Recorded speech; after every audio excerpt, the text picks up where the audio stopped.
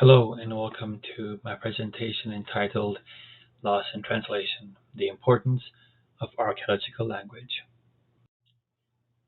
There is no doubt that Belizeans have benefited from archaeology. Thanks to archaeology and projects of the past over the last century, many of the sites have become reserves for tourism. But in many cases, this is as far as the Belizean knowledge of archaeology goes.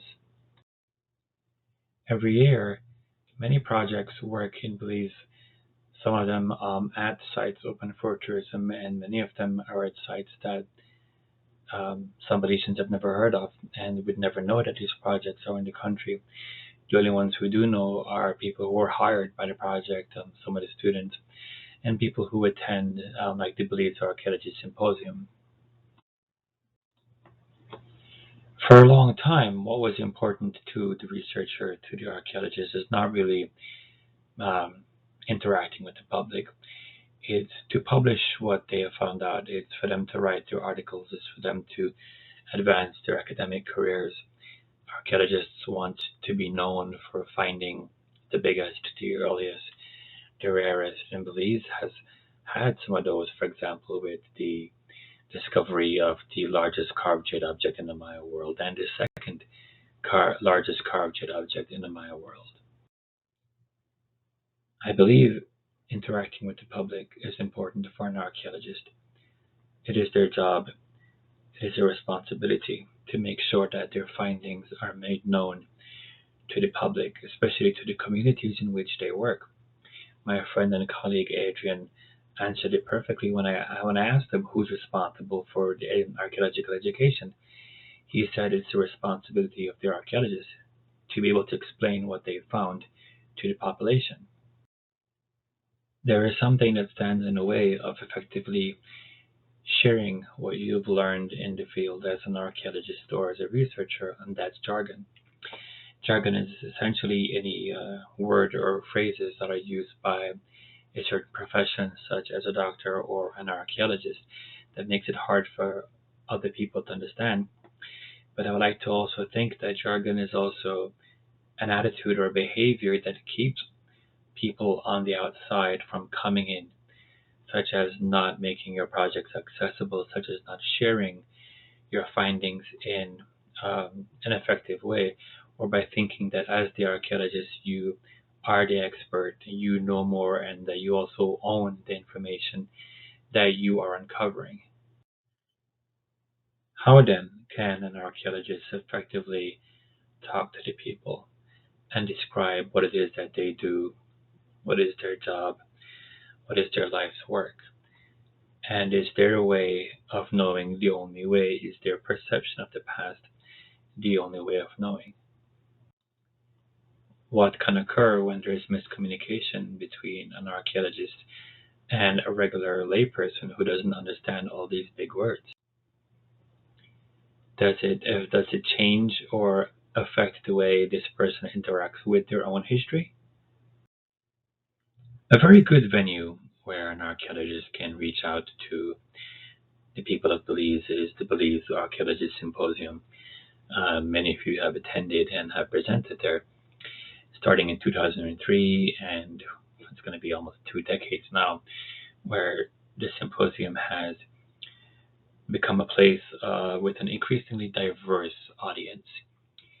Archaeologists, um, students, tour guides, and other Belizeans who are just curious and want to know what's going on in their country and to learn more about their own archaeological heritage. Every single year as well, there is the publication of the research reports in Belizean archaeology, which compiles all the papers from the previous symposium into one single volume. What happens frequently, though, is that Belizeans who attend the symposium, who are not tour guides, who are not students, who may want to read the reports, are hit with jargon.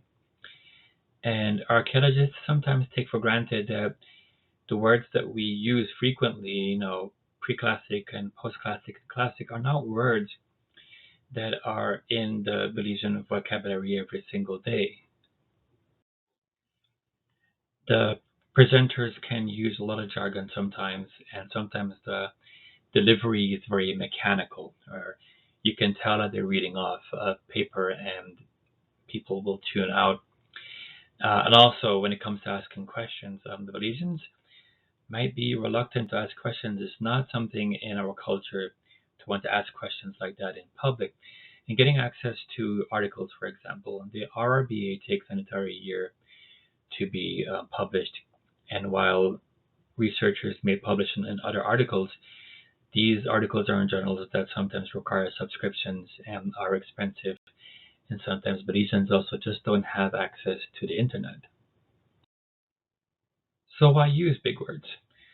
Does it make us feel smarter? Does it make us look smarter?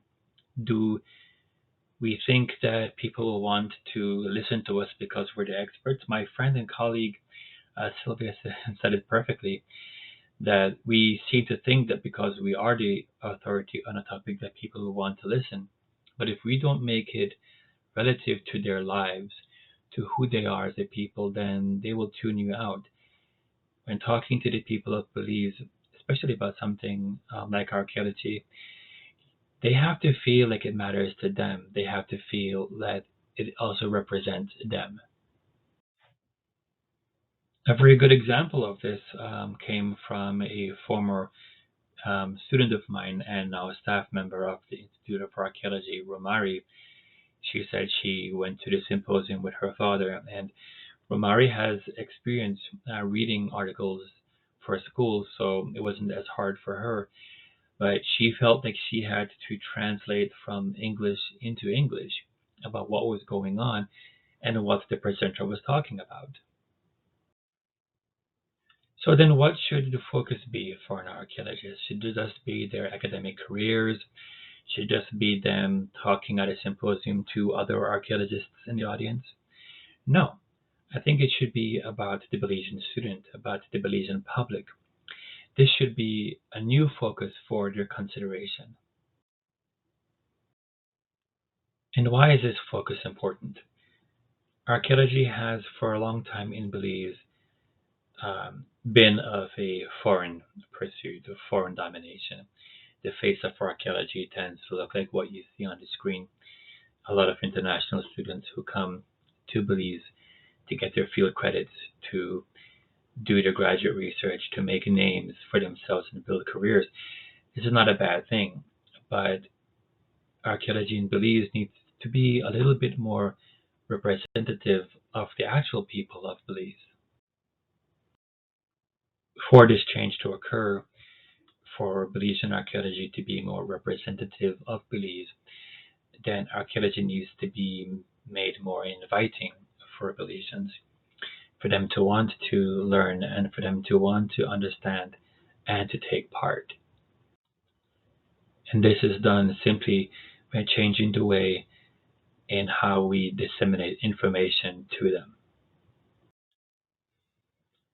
To effectively reach out to the Belizean public, you need to know who your Belizean audience is. They are not very well versed in academic language.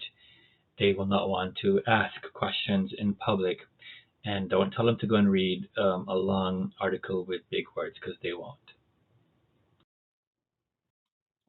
It is important for the Belizean public to be informed about what it is that you do, what it is that you're learning about their culture, their history, and their heritage. It is their right to be informed. It is important for them to be informed because it helps create a link for them to their history and their culture. And if they are informed, then they will do much more to help protect their own cultural heritage. Engagement is an important way to reach out to the Belizean people, not just simply at a venue like the Belize Archaeology Symposium. Go into the communities, go into the villages, go into the towns, the ones nearby where you work. Talk to the people. Tell them what you're doing in their community. Invite them to come and see what you're doing. Be a part of lectures. Be a part of archaeological fairs where you can meet with the people and talk to them face to face. Having an online presence is also a very effective way of reaching out to the Belizean people.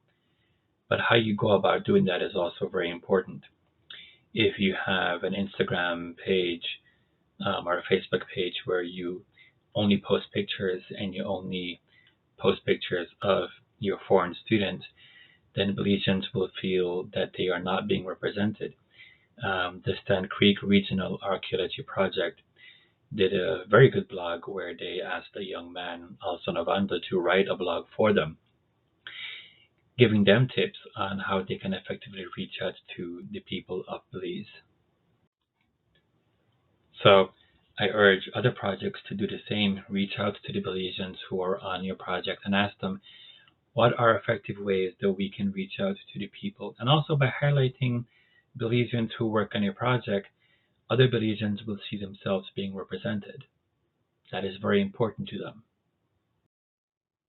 We can move away from simply discussing how we're going to decolonize archaeology in Belize by actually doing it, and not just adding something public on your projects as a last minute effort or so the project can look good in the public eye. A public component and the way that you share information should be built into the project design. We are very happy that researchers choose Belize to come and conduct their research and to help us learn more about our archaeological history and about our cultural heritage. We are happy that you want to know so much about the ancient Maya, about their language, about what they ate, how they worshipped, how they lived. But while you investigate the ancient history of Belize, let us not forget the people who live there now, the many different cultures and ethnicities who share the land that invite you to come and work. It is their history, it is their culture. So think about them when you are doing your research because they have the right to know what it is that you're doing and what it is that you're learning.